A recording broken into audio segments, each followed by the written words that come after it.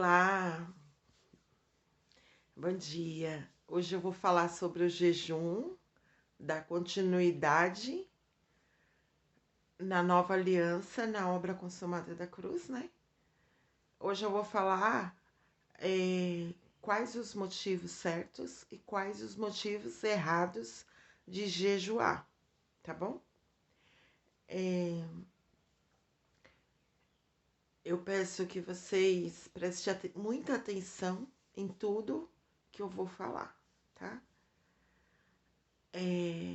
Muitas coisas que eu vivo hoje, eu aprendi errado e hoje eu consigo viver da forma certa, de acordo com a nova aliança, tá? Meu amado, as pessoas que viveram sobre a lei durante a vida toda, elas vão ter que precisar de um tempo para se ajustar na nova aliança, tá? Eu não sou uma pessoa religiosa, eu não frequento nenhuma denominação, eu só prego a nova aliança de acordo com o que eu estou conhecendo. Então, a minha missão aqui é transmitir para vocês a verdade da nova aliança, tá? Então, a gente vai falar hoje sobre o jejum. Eu quero que você abra o coração e queira conhecer a verdade. Antigamente, as pessoas, elas jejuavam para justiça própria ou para receber um favor de Deus. Elas jejuavam para receber algo. E eu quero que você entenda que você é amado incondicionalmente, de acordo com a nova aliança. E que você não precisa fazer nada para obter o favor de Deus. Com a nova aliança, não precisamos merecer o favor de Deus, tá?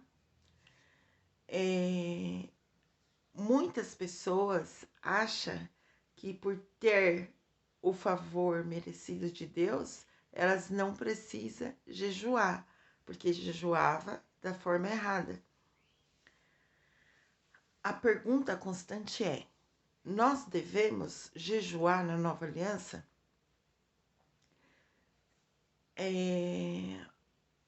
O que eu vou explicar para vocês aqui. Existem pessoas que estão totalmente convencidas sobre a obra consumada da cruz e ainda vive uma vida extrema de jejum, tá?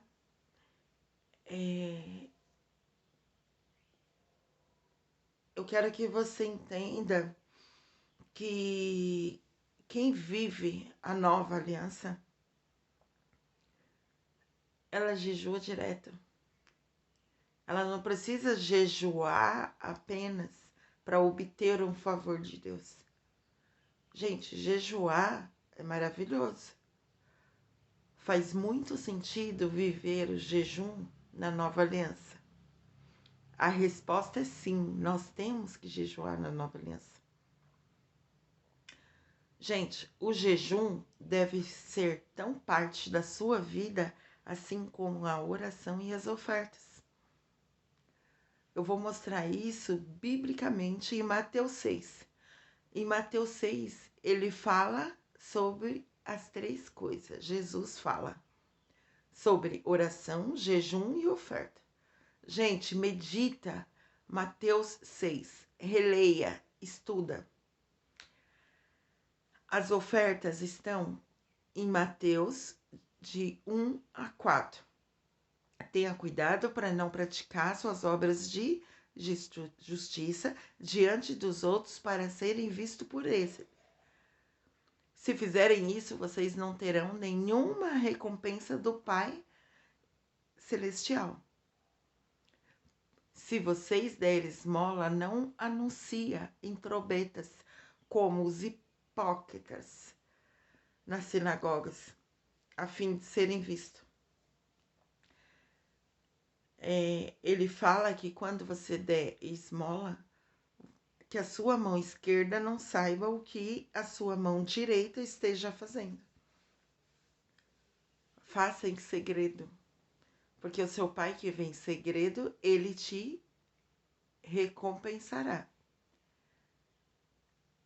Aí o versículo de 5 a 15, ele fala de oração. E quando vocês orarem, não seja como os hipócritas, que gostam de ficar orando em pé nas sinagogas e nas esquinas, a fim de serem vistos pelos outros. Eu os seguro que eles já receberam a sua recompensa. Mas quando você orar, vai para o seu quarto, feche sua porta e ore ao seu Pai ao secreto. O seu Pai que vê ao secreto, ele te recompensará. E quando orarem, não fique sempre repetindo a mesma coisa, como fazem os pagãos. Eles pensam que por muitos falarem serão ouvidos.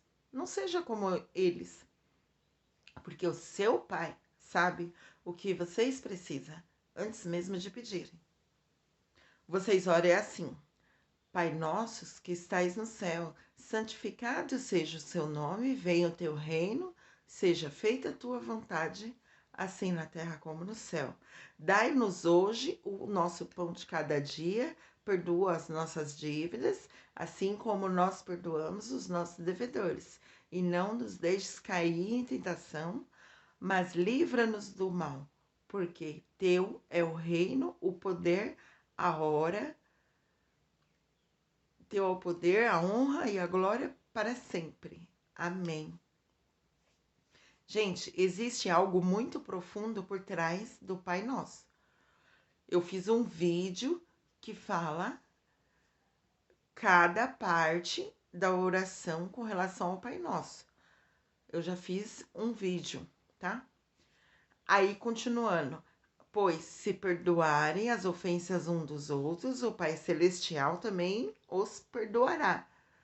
Se não perdoar as ofensas um dos outros, o Pai Celestial também não perdoará suas ofensas, tá? E o jejum está a partir do versículo 16 a 18 de Mateus 6. Quando jejuarem, não mostre uma aparência triste como os hipócritas, porque eles mostram a aparência dos rostos para mostrarem que eles estão jejuando.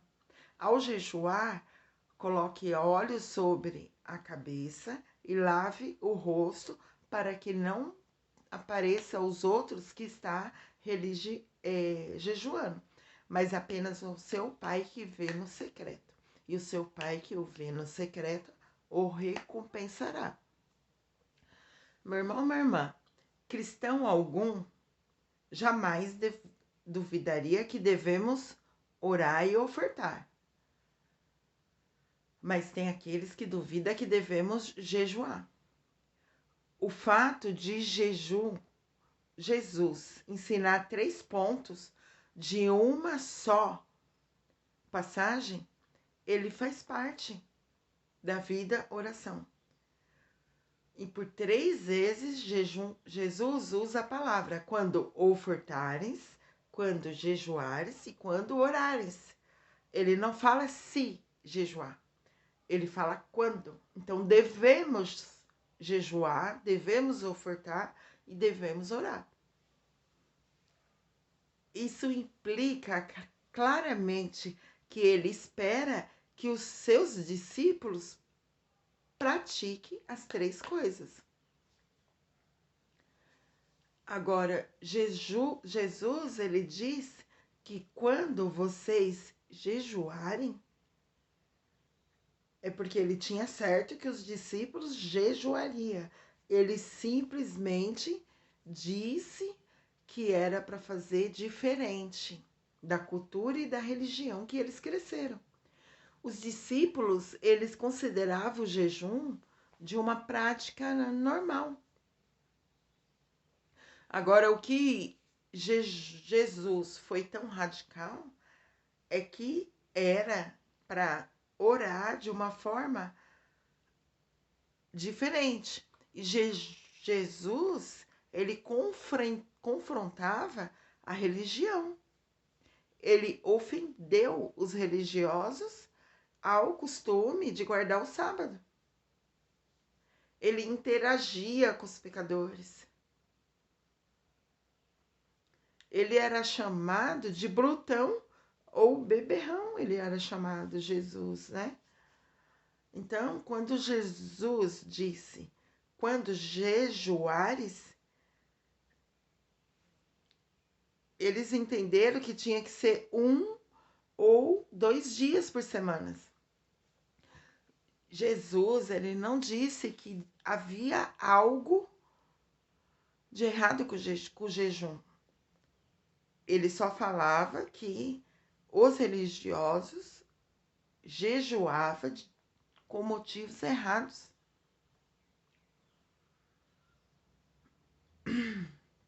A nova aliança, ela mudou de forma radical, a forma em que a gente jejuava, ofertava e orava.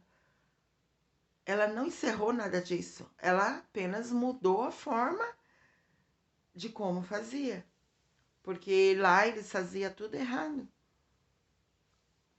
Jesus, ele nunca disse se orar, se jejuar e se orar. Ele falava quando orar, quando jejuar e quando orar. Nós precisamos, sim, jejuar. Para você entender o que Jesus disse, você tinha que entender a cultura judaica. Todos os judeus oravam uma vez por semana. E no pôr do sol,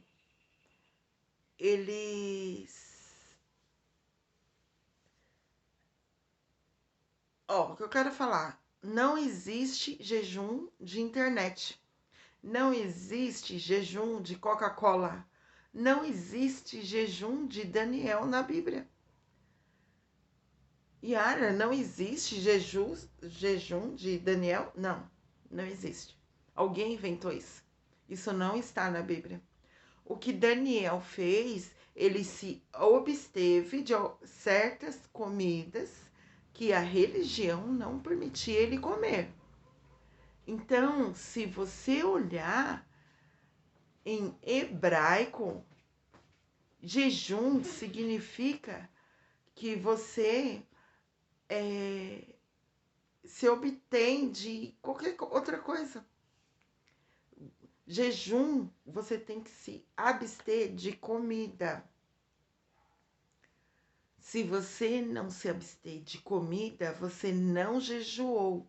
Se você passou 3 semanas sem Coca-Cola, sem açúcar, glória a Deus, você fez um favor à sua saúde, mas você não jejuou. Isso não é jejum. Jejum é não comer nada. Jejum não é você deixar de utilizar celular ou Coca-Cola. Na cultura judaica, quando o jejum fez a referência do jejum, eles entendiam que era não comer de uma comida de um pôr do sol ao outro. Os fariseus, eles jejuavam 2 vezes por semana, as quintas e as segundas-feiras. Só que isso não está na Bíblia, mas está nas histórias judaicas. Porque os fariseus jejuavam nas quintas e nas segundas. Olha isso, gente. Porque nas segundas e nas quintas era dia de mercado. As pessoas estavam na rua. Então todo mundo estava no mercado, do lado de fora. Se você entender o que eu vou falar agora, o que Jesus disse, vai fazer todo sentido para você. Por que os fariseus jejuava nas quinta e na segunda, porque todo o fato de todo mundo estar lá fora, assim eles poderiam mostrar para as pessoas o quanto eles eram espirituais. Eles colocavam uma espécie de giz branco no rosto e continuava repetindo as mesmas orações. E todos viam aquilo e ficavam admirados. Uau! Ele jejua 2 vezes por semana. E foi por isso que Jesus disse lá que quando você jejuasse, não fizesse como eles faziam.